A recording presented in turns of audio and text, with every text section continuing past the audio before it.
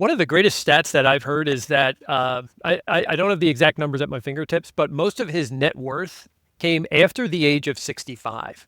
And that just goes to show that the longer you can let your money compound, the better off you're going to be. I think in general, our entire generation, multiple generations right now, are just far too impatient and they want to see results yesterday. Yeah, they want to get rich quick type of thing, and it's really not possible, in any sense. I mean, let alone Warren Buffett's level of success, obviously. But um, Jason Zweig on the Wall Street Journal wrote a nice article this morning, Monday, about Warren Buffett and three reasons why there will never be anybody like him ever again. And one of those things was, the time period that he kind of came up in and the market environment that he, you know, kind of got his start in and got to now. Um, they said that he bought his first stock when he was 11 years old. Yeah. Like it was a habit or a hobby for him at that point. Obviously, it grew into a long, successful career. But like I just said, he's in his 90s now. Like that's such a long time to be investing, to be in the markets. And like you said, the big portion of his wealth really only came, in the back half of that. So, and that still is such a long time from his 60s to his 90s. So, yeah, nothing happens overnight. Yeah. Yeah, I think one of the things that Buffett has been credited with saying, was why couldn't more people do what he's done? And it was something along the lines of because nobody wants to get rich slowly.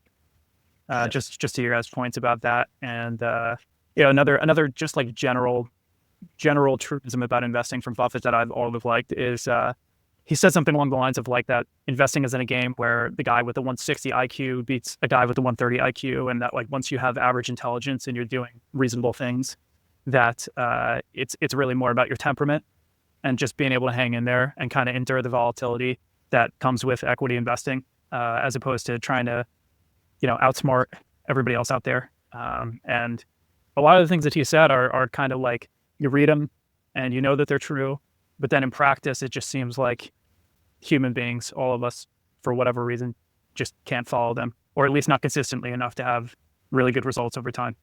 Yeah. Yeah. Yeah, I think he was giving a graduation speech years ago where he told the folks in the audience, like, imagine that you have a punch card where you only have a certain number of punches that you can make on the card, kind of like a railroad ticket that I used to have when I would go to work.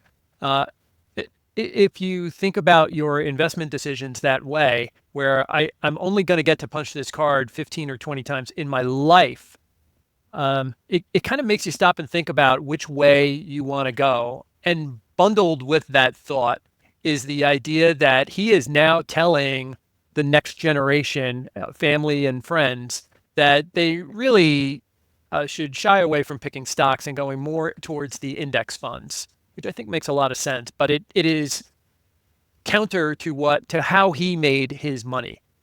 I just think we need to recognize that things are different.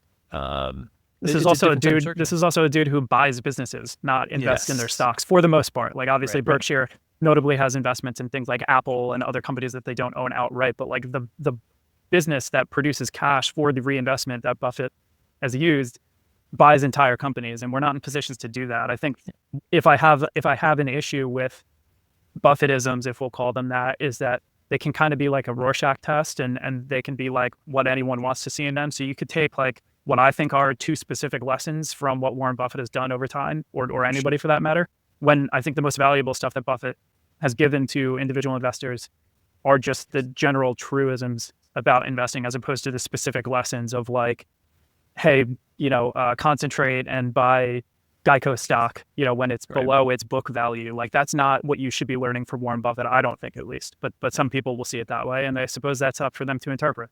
Yeah.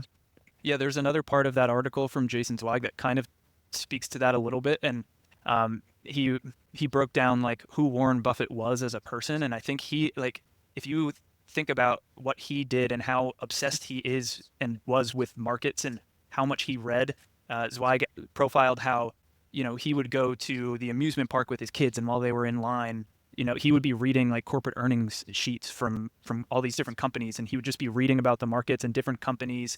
and like their financial records and financial statements all hours of the day.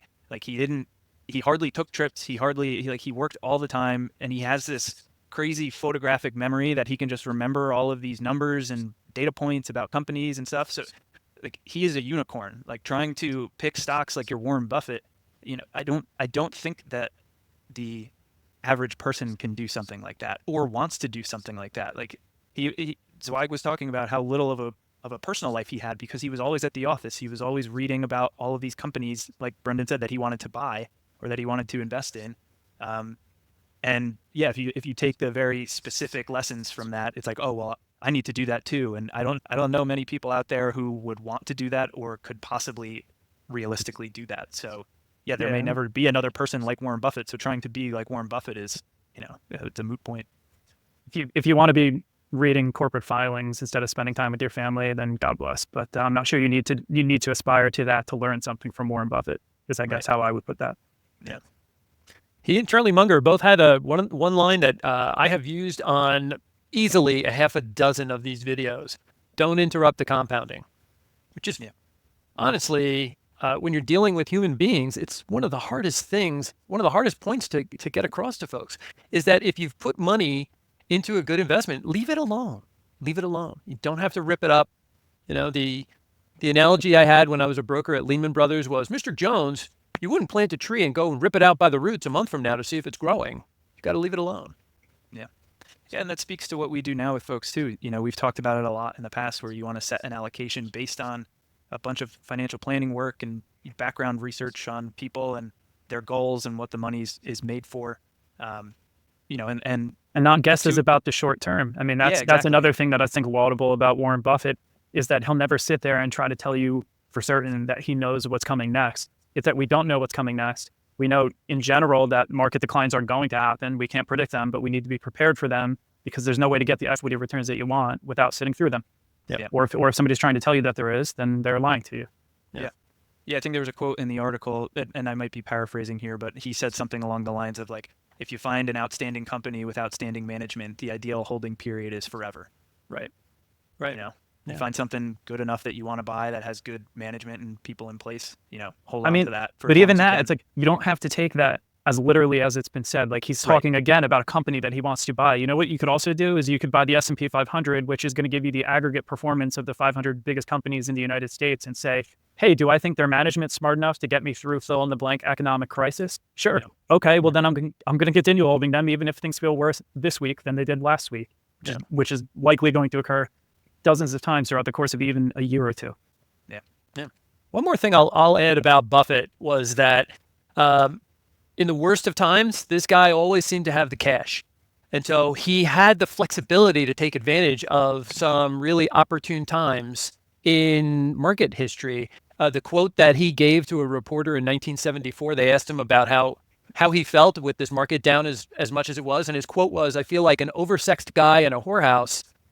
And then, in 2008, the banks were failing here in the United States, all of them. They all needed bailouts. And a lot of these Wall Street firms turned to Warren Buffett for money. Well, he pretty famously wrote an op-ed in the New York Times in October of 2008 saying, buy American, I am. Yeah. And obviously there was like a 3 to 5 months period following that where he looked like an idiot, but who came out ahead in the long run, I think. Yeah. But to your point, you need to have the cash to be capable of capitalizing on those sort of opportunities and to give yourself the margin, to not have to worry like others may have to. Yeah. I think we live in a universe now where everybody wants to optimize every single cent that they've got in their money market or savings account or brokerage account. And you have to have cash available to do things if that's what your prerogative is. You can't be 100% invested if you're always going to be looking for opportunities. You're going to be a forced seller at probably the worst times when markets are down if you don't have cash available. And so,